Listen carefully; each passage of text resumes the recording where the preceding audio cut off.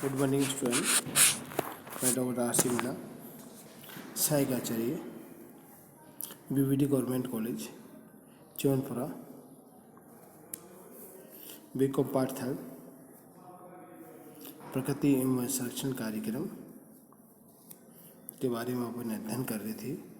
उसी के अंतर्गत आज हम आर्द्र भूमि, कच्छ वनस्पतियाँ और प्रवाल भित्तियों के बारे में अध्ययन करेंगे।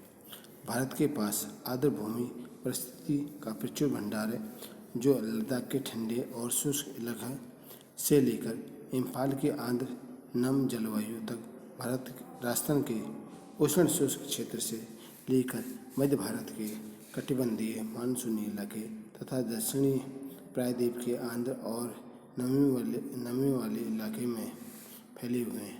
भारत के अधिकांश आर्द्र भूमि प्रत्यक्ष या परोक्ष रूप से गंगा, ब्रह्मपुत्र, नर्मदा, ताप्ती, गोदावरी, कृष्णा, कावेरी आदि प्रमुख नदियों से जुड़ी हुई है। आर्द्र भूमि के संरक्षण और प्रबंधन के संबंध में सरकार को उपयुक्त नीतियाँ व उपाय सुझाने के लिए आर्द्र भूमि, कच्छ वनस्पतियों और प्रवाल भित्तियों पर एक राष्ट्रीय समिति गठित की गई है, जिसने प्राथमिकता के आधार पर संरक्षण और प्रबंधन के लिए 19 आर्द्र भूमियों की पहचान की है। संबद्ध राज्य सरकारों द्वारा परिचालन समितियां गठित की गई हैं, जिनमें राज्य सरकार के विभाग, विश्वविद्यालय और अनुसंधान संस्थान शामिल है। प्रत्येक चुने गए आर्द्र भूमि स्थल के लिए नोडल अनुसंधान शिक्षा संस्थानों की पहचान की गई है। अधिकांश आर्द्र भूमि क्षेत्रों के लिए प्रबंध कार्य योजना तैयार की जा चुकी है। भारत की आर्द्र भूमियों के बारे में एक निर्देशिका भी प्रकाशित की गई है, जिसमें देश के विभिन्न भागों में स्थित आर्द्र भूमि के स्थानों, क्षेत्रों व परिस्थिति श्रेणी के बारे में सूचना दी गई है। भारत ने अंतर्राष्ट्रीय महत्व की आर्द्र भूमियों के समझौते, खासकर मुर्गावियों के प्राकृतिक निवास रामसर समझौते पर भी हस्ताक्षर किए हैं, और इस समझौते के अंतर्गत 6 भारतीय आर्द्र भूमियाँ केवलादेव राष्ट्रीय उद्यान भरतपुर और सांबर, चिल्का उड़ीसा, लोकटक मणिपुर, वुलर जम्मू कश्मीर तथा हरिके पंजाब को नामांकित किया गया है। कच्छ वनस्पतियाँ बड़ी तादाद में पौधों और जीव जंतुओं की ऐसी प्रजातियों के संग्रहण क्षेत्र हैं, जो विकास के सुदीर्घ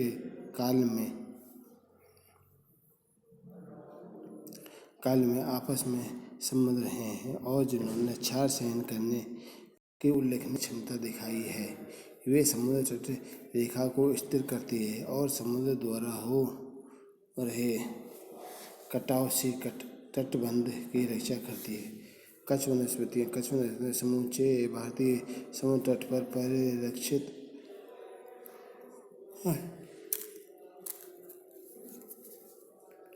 खड़े जलज माओ, क्षारीय दलदलों और दलदली मैदानों में पाई जाती हैं, जिसका कुल क्षेत्रफल 6,740 वर्ग मीटर है। यह विश्व के कुल कच्छ वनस्पतियों के क्षेत्रफल का लगभग 7% है।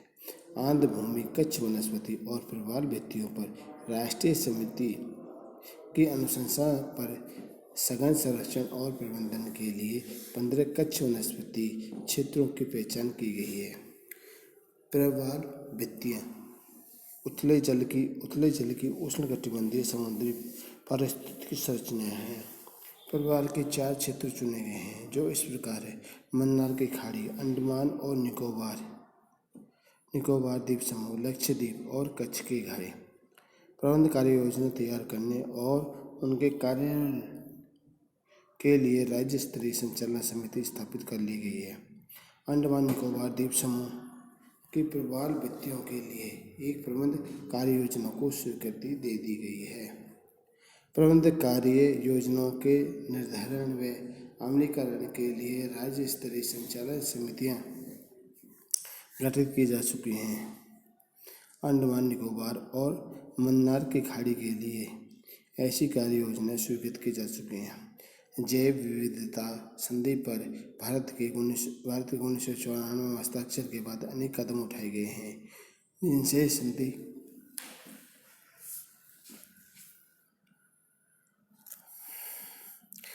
संधि के वादों को पूरा किया जा सके और संधि से उत्पन्न अवसरों का लाभ उठाया जा सके।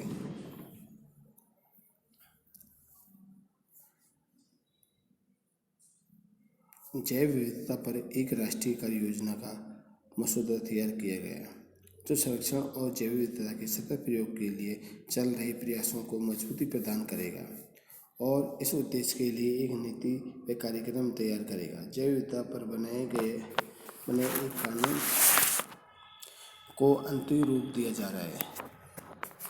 भारत नियमित रूप से अंतर्राष्ट्रीय स्तर पर आयोजित महत्वपूर्ण बैठकों में भाग लेता है।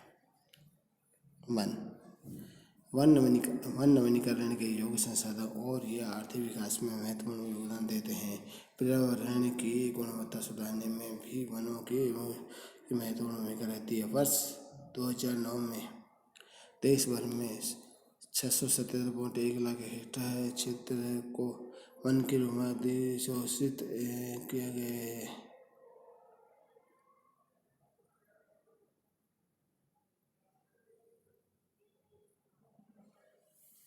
वर्ष 2005 में देश भर